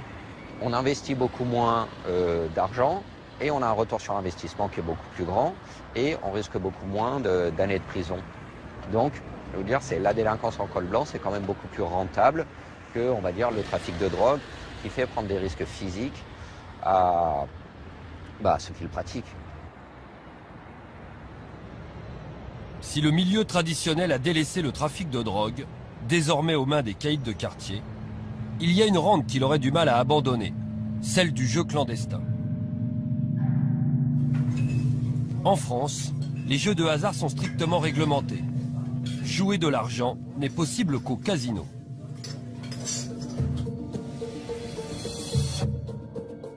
À Marseille, des parties clandestines sont organisées quasiment chaque soir. Nous réussissons à nous faire inviter à l'une d'entre elles. La partie se passe dans l'arrière-salle d'un bar. On y joue à la barboute, la spécialité locale, jamais filmée jusqu'à aujourd'hui. Le principe, une paire de dés lancés dans une longue caisse de bois surnommée le cercueil. Les joueurs misent sur des combinaisons gagnantes. 100 il gagne. Autour du cercueil, des garçons venus du centre-ville et des quartiers. Notre caméra est tolérée, mais impossible de poser des questions. 6 Ici, on peut jouer très gros. Ce joueur a 2000 € en main. Et ce soir-là, un autre va perdre sa voiture. La grande mode en ce moment, le jeu le plus rémunérateur, c'est le poker. Un organisateur de parties privées, comme on les appelle, accepte de nous recevoir. Il en organise 4 par semaine dans une salle de restaurant. Le rideau de fer est tiré, la partie se passe à l'abri des regards.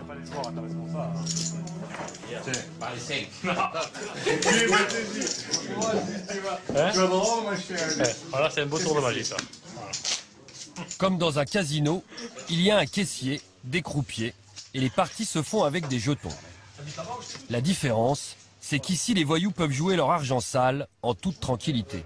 La gagne, elle est là. La gagne, elle est là. Qui monte ses mains, elle est vilaine main. Elle est là, la gagne. C'est très bien que dans les casinos, c'est difficile de pouvoir flamber, à part d'être un chirurgien qui gagne beaucoup d'argent. C'est beaucoup surveillé. Il faut justifier en fait l'argent. Voilà, il faut justifier l'argent. Après, nous, on ne demande pas de CV quand ils viennent ici. Donc voilà, ce qu'ils font, ça ne nous intéresse pas. Nous, ce qui compte, c'est de jouer qui est l'argent, tout simplement. Allez, messieurs, c'est là. La cara. Chaque partie compte une dizaine de joueurs. Ils viennent de toute la région. Ils sont prévenus par SMS. Le jeu débute à 22 h et peut durer très longtemps. Alors que les casinos ferment à 2 h du matin, là, tu peux jouer jusqu'à pas d'heure, quoi. Tu peux jouer 24 heures. Les parties, c'est minimum des parties de 3 heures. Ça peut durer une nuit, une journée entière. Ici, pour être accepté, il faut miser beaucoup. Comment ça marche? Dans une partie comme la nôtre, il faut avoir au moins 2-3 000 euros pour pouvoir jouer. Et ça peut monter jusqu'à combien? Ça peut monter beaucoup d'argent. Il peut y avoir de grosses pertes. Ou de gros gains. Ou de gros gains, bien sûr. S'il y a des pertes, il y a des gains. Envoyé. Une partie de poker clandestine, comme celle-ci, brasse jusqu'à 100 000 euros. L'organisateur touche plusieurs milliers d'euros par soir. Afin d'éviter les embrouilles et les mauvais payeurs, il faut un service de sécurité un peu particulier. Une équipe de voyous chevronnés qui assure la protection de la partie. Une grande tradition à Marseille où les voyous ils avaient des parties qui couvraient. Ça marche toujours comme ça ou pas? Oui, c'est toujours comme ça. Une partie, il y a toujours des couvertures. C'est normal, c'est le système. Vous avez peur des mecs qui braquent les parties? Il y a beaucoup d'histoires comme ça. Il y en avait une il n'y a pas longtemps sur Aix. Ça peut arriver, ça arrive souvent. Hein. Ils braquent des pharmacies, ils peuvent braquer des parties de poker. Hein. Je suis là, après voilà, on est là, on travaille, on ne pourra pas marcher dessus. J'ai une vie de famille aussi, hein. J'ai une femme, des enfants, c'est mon gagne-pain. Donc je veux dire, on ne pourra pas enlever le pain comme ça. Et vous avez choisi cette voie-là, pourquoi? Par rapport au trafic de stupes ou à d'autres activités? Parce que je veux être le plus possible dans la légalité. Même que c'est pas légal, mais pour moi, c'est au niveau de mon esprit, je fais rien de mal. Je fais des parties de cartes. Des parties de cartes qui pourraient lui coûter 3 ans d'emprisonnement et 45 000 euros d'amende.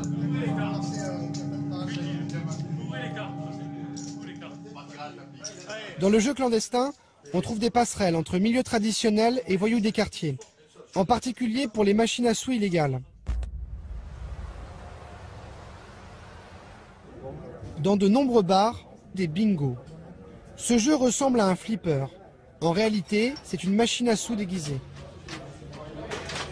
Contre quelques euros, vous lancez plusieurs boules qui tombent au hasard sur des numéros. Et si vous faites une combinaison gagnante, le patron du café vous donne en douce le pactole, jusqu'à 2 000 euros.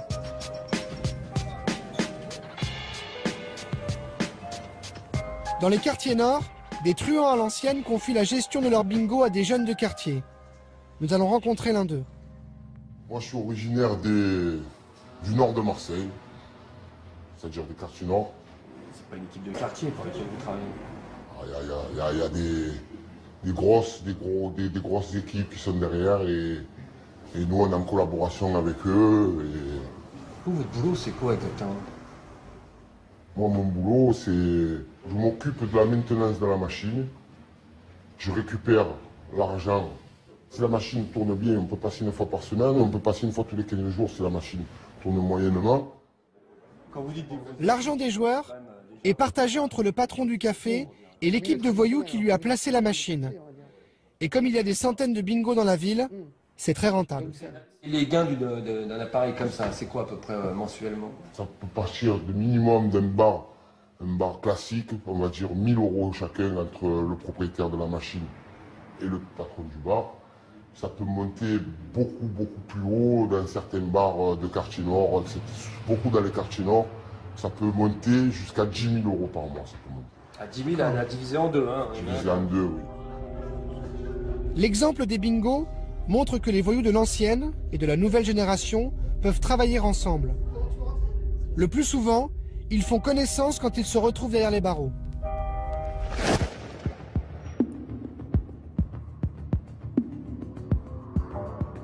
À Marseille, il y a un endroit clé. Un lieu où tous les truands vivent côte à côte, se jaugent et parfois montent des coups ensemble. C'est la prison des Baumettes.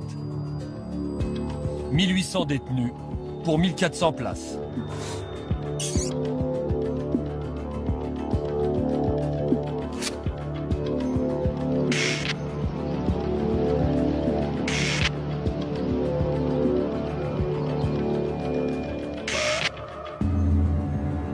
Que se passe-t-il derrière ces murs? Pour le montrer, un détenu a accepté de filmer son quotidien dans la prison. Souriez, vous êtes filmé. D'accord. Il nous sert de guide. Ouais. Et sinon, la vue, elle est pas mal, hein. D'accord. Il commence par une visite de sa cour de promenade, celle du bâtiment D, le plus récent de la prison. Les détenus passent ici 2 heures par jour. On se contente du thermo, un peu de café, voilà. Comme à l'extérieur, la vie s'organise entre pétanque et jeux de cartes. Voilà. Alors attends. C'est bien ou quoi? À l'intérieur, beaucoup de détenus passent leur temps à la salle de sport. Allez. Un cri de guerre. Allez. Voilà.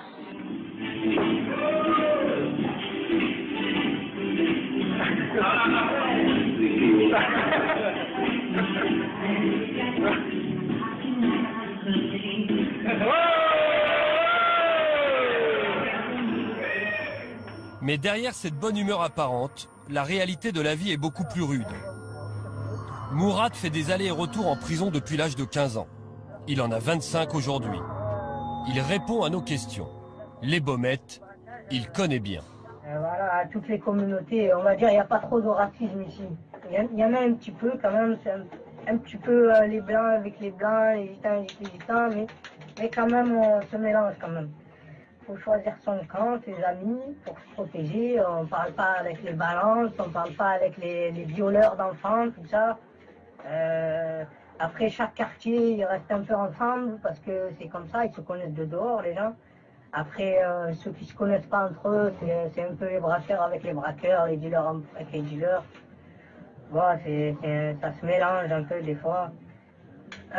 Mourad est aujourd'hui au bâtiment D, le plus moderne. Les 3 autres bâtiments sont beaucoup plus délabrés. Ils n'abritent quasiment que des jeunes des quartiers et l'ambiance est très tendue. Dans les autres bâtiments, celui qui rentre, qui n'est pas de Marseille, et même parfois celui qui est de Marseille, il se fait éclater. Les jeunes de 18 ans, ils sont massacrés par 5-6 personnes quand ils ne se font pas taper à coups de couteau. Les douches, c'est les endroits de règlement de compte, parce qu'il n'y a pas de surveillant. Je trouve, moi, qui a vécu pratiquement 10 ans en prison, je trouve que un gardien arrive, la justice, elle est pas... il doit arrêter la caméra. Ces images clandestines des Baumettes, nous allons les montrer à quelqu'un qui connaît bien cette prison. Nous retournons voir l'ancien braqueur d'Andoum, Paul Néry. En tout, il a été incarcéré 26 ans dans différents établissements. Son dernier séjour aux Baumettes remonte à il y a 3 ans. Il était lui aussi au bâtiment D. À l'étage où nous étions, il y avait tout les étages d'âge, beaucoup plus de jeunes, puisque la majorité des détenus de Marseille, ce sont beaucoup de jeunes. Paul Néry a été surpris par l'attitude de ces jeunes vis-à-vis de l'ancienne génération. Il y a des jeunes dans la prison qui ont une petite auréole, petite. Alors il y a des jeunes qui sont respectueux de ça. Mais il y en a qui m'ont dit, le matin, ils voyaient des gens que je connais depuis très longtemps, on se fait la bise. Et il y a des jeunes qui m'ont dit, le matin, pour dire bonjour, est-ce que je peux te faire la bise? Mais bien entendu que je peux s'embrasser. Alors il y en a un de jeunes qui était, peut-être, c'est bon que je suppose, il devait avoir peut-être 2 gallons dorés dans le quartier, peut-être. Et un jour, il m'a dit, quelle est ta taille, Paul? Je lui ai dit, qu'est-ce que tu me racontes là? Mais je voulais savoir ta taille. Je vais te faire rentrer des jolis Nike, des jolis, comme eux, dans les quartiers, des survêtements, Ah, je l'ai gêné, survêtements. Il n'y a pas de raison que tu me fasses rentrer des survêtements, voilà. Non, j'y tiens, Paul, je vais te faire... Ben, c'était le côté affectif, le côté gentillesse. Ce qui inquiète l'ancien braqueur, c'est qu'aujourd'hui, petits et grands criminels se côtoient dans la même cour de promenade. Paradoxalement, la rénovation de la prison a créé une usine à délinquants. Maintenant, il y a une cour par bâtiment, oui. Et à l'époque, c'était des petites cours carrées. Il y avait 23 types dans une cour. 22, 23. On appelait ça les camemberts. Alors ils ont cassé toutes ces cloisons pour faire des grandes cours, puis après les cours un peu aménagés, tout ça. Mais c'est un lieu néfaste, négatif, parce que la cour de la prison, c'est l'université du crime. Il y en a qui sortiront, pour avoir vendu par exemple du shit, béton, ils sortiront en ayant appris comment on passe à l'escalade, au stade supérieur, c'est-à-dire à l'acte de violence. Qu'est-ce que... quand je sortirai... Ce constat, il est également fait par Mourad, le détenu actuellement au Baumette. Effectivement, en prison, on fait beaucoup de connaissances. On apprend à monter des coups, on fait des alliances, parce que on fait des alliances avec ceux qui sont bons dans un certain domaine. Et donc voilà, c'est l'école, comme je dis, c'est l'école du crime. Ben, tu bois le café? Oui, mon frère, oui, pas de problème. Les mondes criminels se rencontrent en prison et parfois ils s'associent pour en sortir. Comme lors de l'évasion spectaculaire de la prison de Grasse du braqueur Pascal Payet le 14 juillet 2007. C'est cet homme de 43 ans qui s'est évadé en début de soirée. Condamné pour le meurtre d'un convoyeur de fonds en 1997, Pascal Payet purgeait une peine de 30 ans de prison. Il est sorti de cette prison par hélicoptère. À 2 reprises déjà, il s'était évadé de la même manière, par les airs, de la maison d'arrêt de Luynes. Pascal Payet est un voyou à l'ancienne. Sa spécialité, le braquage de fourgons blindés. Il a été condamné pour le meurtre d'un convoyeur de fonds. Cette figure du banditisme s'évade cette fois-là grâce à des jeunes de quartier. Le commando qui le libère vient d'une cité sensible du sud de Marseille, La Cayolle, à 2 pas des Calanques.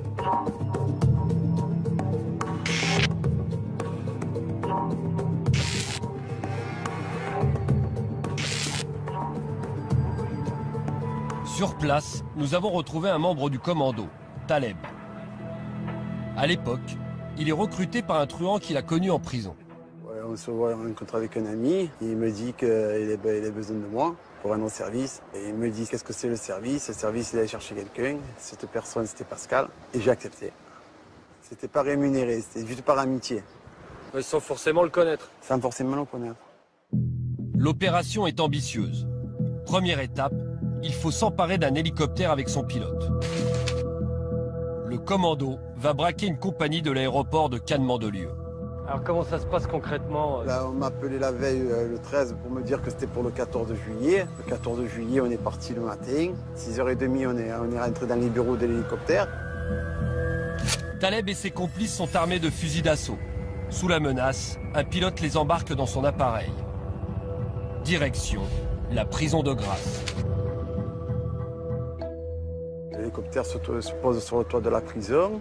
Un, il reste avec le pilote. Un, il reste sur le toit. 2, ils descendent, ouvrent la porte du quartier d'isolement, vont jusqu'à la cellule, ouvrent la porte de la cellule. On a sorti Pascal alors que lui, il ne savait rien du tout. Puisqu'il est sorti de là-bas dedans, il était en caleçon quand il est sorti. Et bon, on l'a arraché. Hein. Entre le décollage de l'aérodrome et se poser sur le toit et rentrer dans la prison et sortir, ça nous a quoi, 20 minutes. Ensuite, je suis rentré chez moi tout tranquillement et j'ai regardé le feu d'artifice à la terrasse de ma maison. Voilà. Du travail de pro. Pascal Payet s'évanouit dans la nature. À l'époque, Pierre Folacci est numéro 2 de la BRB à Marseille. Il conduit l'enquête. Il apprend par un tuyau que ce sont des garçons de quartier qui auraient fait le coup. Plus précisément de la Cayolle. Au départ, personne n'y croit. Mais les enquêteurs surveillent tout de même le quartier depuis cette colline qui le surplombe. On s'est mis sur le nom qu'on nous avait donné au départ, hein, sur le garçon qui est originaire d'ici, qui était le plus âgé du commando. Et puis de fil en aiguille, à partir de surveillance physique d'ici, puis technique ailleurs, et puis ça a continué sur plusieurs semaines, on a pu greffer à cet individu tous les autres membres du commando. On était un peu étonnés que ça vienne d'une cité. On avait été plus habitués dans les évasions précédentes de Pascal Payet à voir des gens du milieu traditionnel, du milieu marseillais traditionnel. En suivant cette piste, la police arrête Pascal Payet en Espagne quelques semaines plus tard. Fin de la cavale et début des ennuis pour Taleb. La police, elle est venue, elle nous a surveillés. Je veux dire, ils sont mis en haut sur la colline, là-haut, et ils ont commencé à nous photographier. Ce qu'on ne savait pas, c'est qu'il y avait un indique dans cette histoire qui travaillait avec la police au départ. Et 3 mois après, on s'est fait arrêter. Taleb fera 5 ans de prison pour complicité d'évasion. Aujourd'hui, il reste fier d'avoir participé à une opération aussi réussie. C'est à partir de cette affaire que les policiers marseillais ont compris que la criminalité avait changé de visage. Et que dorénavant, les caïds des cités jouaient dans la cour des grands.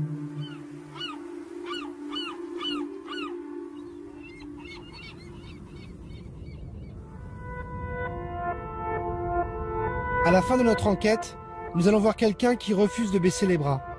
Il se bat au quotidien pour éloigner les plus jeunes des réseaux de drogue. Direction Consolat, une cité du 15e arrondissement de Marseille.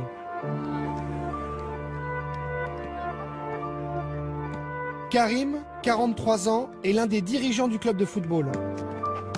Depuis 8 ans, il entraîne les jeunes du quartier. Ils sont plus de 300 à venir chaque semaine jouer au foot sur ce terrain, en plein cœur de la cité. Selon lui, il faut agir dès le plus jeune âge pour les empêcher de mal tourner. Aujourd'hui, c'est vrai qu'un petit de 12 ans va pouvoir faire le premier pas, faire une connerie qui peut lui gâcher sa vie, quoi, on va dire. Donc, cette jeunesse-là, cette catégorie d'âge-là, c'est 10 ans, 11 ans, 12 ans, 13 ans, je le répète, c'est très important. C'est à ce moment-là, à cet âge-là, que nous, on doit faire le maximum de travail. Mais autant nous, les éducateurs sportifs, même autant les élus, autant, je veux dire, c'est sur ces 4 ans-là que tout va changer. Parce que le petit, s'il part, il partira entre ces âges-là. Karim a constaté que ces entraînements de football donnent un cadre aux enfants. Ces petits, nous, on est en contact toute la semaine avec eux, d'accord? Avec 2 entraînements en semaine, plus leur école, ceux-là, ils n'ont pas trop le temps de sortir après l'entraînement pour essayer de fréquenter à droite, à gauche.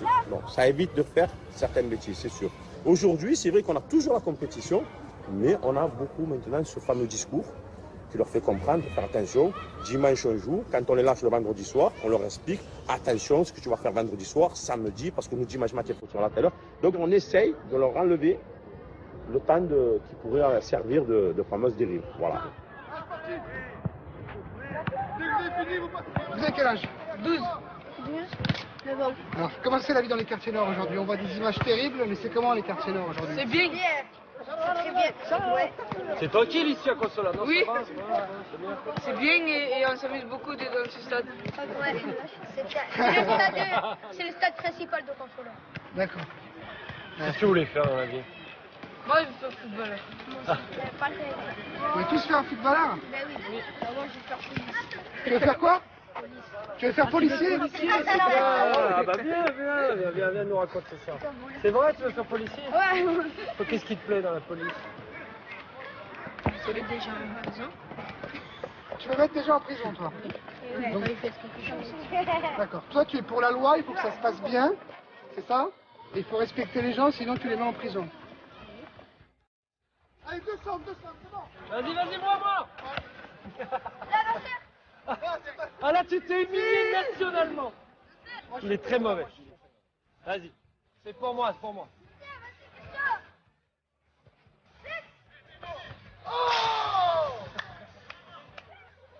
C'est bon. Ah, putain. Oui.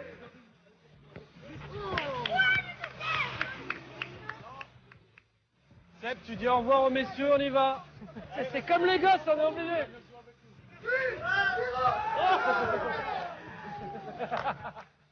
Bon, messieurs, salut.